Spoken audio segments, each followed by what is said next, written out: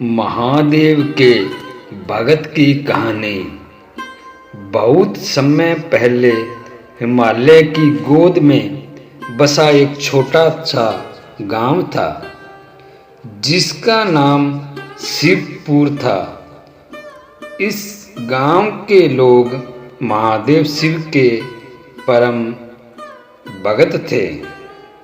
हर सुबह गांव के मंदिर से घंटियों की मधुर ध्वनि और हर हर महादेव के जयकारों से वातावरण गूंज उठता था। उसी गांव में एक निर्धन किसान नारायण अपनी पत्नी और छोटे बेटे के साथ रहता था। नारायण महादेव का ऐसा भगत था जो दिन रात भगवान शिव का ध्यान करता था। उसके जीवन में गरीबी थी, पर उसके दिल में विश्वास की कोई कमी नहीं थी। वह हर सुबह अपने खेतों में काम करने से पहले शिवलिंग पर जल चढ़ाने मंदिर जाता था। एक रात नारायण ने एक अद्भुत स्वप्न देखा। स्वप्न में उसे महादेव प्रकट हुए और कहा, हे भगत, तेरी भक्ति से मैं बहुत प्रसन्न हूँ। तुझे जो चाहिए वो मांग सकते हो।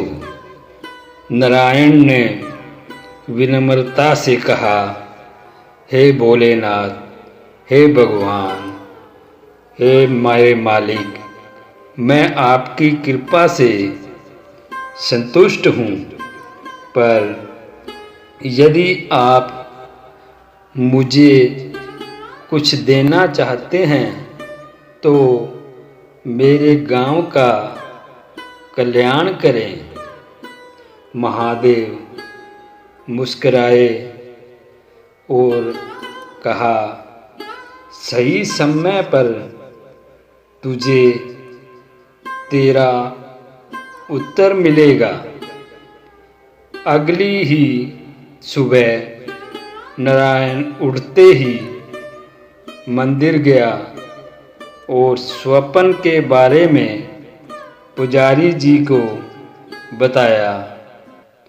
पुजारी जी ने कहा, महादेव की कृपा, लेकिन उनकी परीक्षा के लिए तैयार रहना होगा। यह सुनकर नारायण और अधिक भक्ति से ध्यान करना शुरू कर दिया था। कुछ ही दिनों बाद गांव में एक भयंकर सूखा पड़ गया। खेत सूखने लगे, नदियां सूख गई और लोग परेशान हो गए।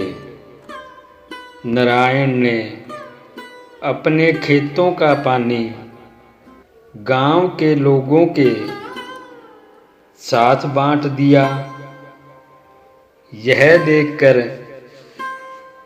कई लोग नारायण से नाराज हो गए, लेकिन उसने कहा, महादेव पर भरोसा रखो, वे हमारी रक्षा जरूर करेंगे। एक दिन नारायण अपने खेतों में काम कर रहा था। उसे एक चमकता हुआ पत्थर मिला। पत्थर को उठाते ही उसे एक आवाज सुनाई दी, हे नारायण, यह पत्थर तुम्हें गांव का उद्धार करने में सहायता देगा। इसका उपयोग सोच समझकर करना। नारायण समझ गया कि यह महादेव का वरदान है। उसने पत्थर से गांव के कुएं को भरने की सोची। जैसे ही उसने पत्थर को कुएं में रखा, पानी उफान मारकर बाहर आने लगा। सूखा समाप्त हो गया और गांव के लोग नारायण की भक्ति और साहस की सराहना करने लगे। हालांकि महादेव की परीक्षा अभी समाप्त नहीं हुई थी। कुछ महीनों बाद एक धनवान व्यापारी गांव में आया और उसने उस पत्थर को खरीदने के लिए नारायण को बहुत बड़ी राशि की पेशकश की। व्यापारी ने कहा, इससे तुम्हारी गरीबी हमेशा के लिए दूर हो जाएगी। नारायण ने विनम्रता से कहा, यह पत्थर मेरी नहीं, महादेव की कृपा है। इसे बेचकर मैं अपनी भक्ति को नहीं छोड़ सकता हूँ। नारायण का त्याग देखकर व्यापारी हतप्रभ रह गया और वह खाली हाथ ही लौट गया। एक रात नारायण जब गहरी ध्यान में था, महादेव फिर प्रकट हुए। उन्होंने कहा, हे नारायण, तूने लोभ और कष्टों के बीच भी मेरी भक्ति नहीं छोड़ी। मैं तुझे और तेरे गांव को सदा के लिए संपन्न और खुशहाल बनाता हूँ। अगले ही दिन गांव के चारों ओर हरियाली लौट आई। नदियाँ बहने लगी, लोग खुशहाल हो गए।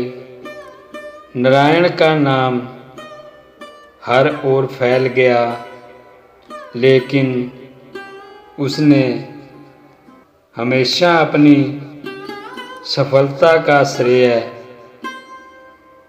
महादेव को ही दिया। महादेव के वरदान से गांव शिवपुर का रूप ही बदल गया। जहां पहले सूखा और गरीबी थी, वहां अब समृद्धि और हरियाली थी। लोग अब और भी अधिक श्रद्धा से महादेव की पूजा करने लगे। नारायण का खेत जो पहले बंजर था, अब वह लहलहाने लगा। गांव में हर घर के आंगन में खुशहाली की महक फैल गई। नारायण ने यह सुनिश्चित किया कि महादेव की कृपा से मिली संपन्नता का उपयोग केवल अपने लिए न हो। उसने गांव के बच्चों के लिए एक पाठशाला बनवाई ताकि वे शिक्षित हो सके। उसने एक बड़ा तालाब खुदवाया जिसमें भविष्य में पानी की कमी न हो। सबसे बढ़कर उसने महादेव के लिए एक भव्य मंदिर का भी संकल्प लिया। गांव वालों ने मिलकर मंदिर बनाने का कार्य शुरू किया। नारायण ने अपने जीवन की सारी जमा पूंजी और खेत की उपज मंदिर निर्माण में लगा दी। गांव के लोग सहयोग करने लगे।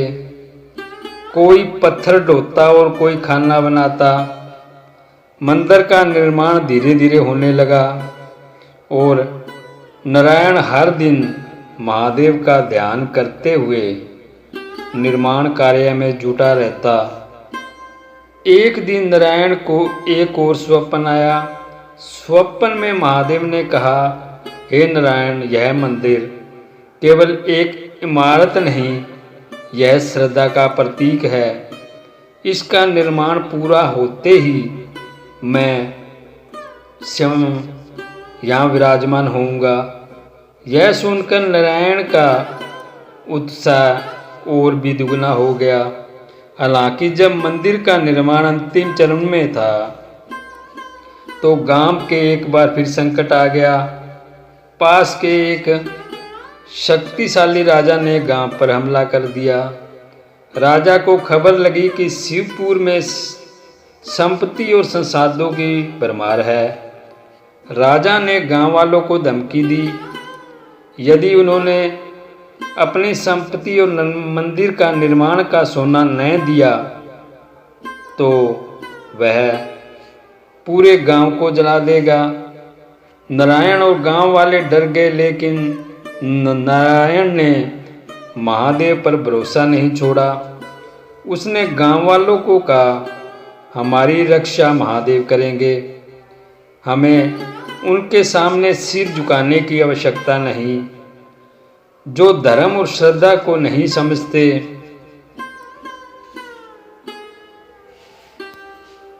उसे महादेव समझाते हैं। राजा ने जैसे ही हमला करने का आदेश दिया, आसमान काला हो गया। बिजली की कड़क और जोरदार बारिश ने राजा की सेना को रोका। उसी समय एक तेज प्रकाश मंदिर के शिवलिंग पर पड़ा। यह प्रकाश इतना तीव्र था कि राजा और उसकी सेना घबराकर भाग खड़ी हुई। गांव वालों ने इसे महादेव का चमत्कार माना। राजा के जाने के बाद गांव ने उत्साह मंदिर का निर्माण पूरा किया।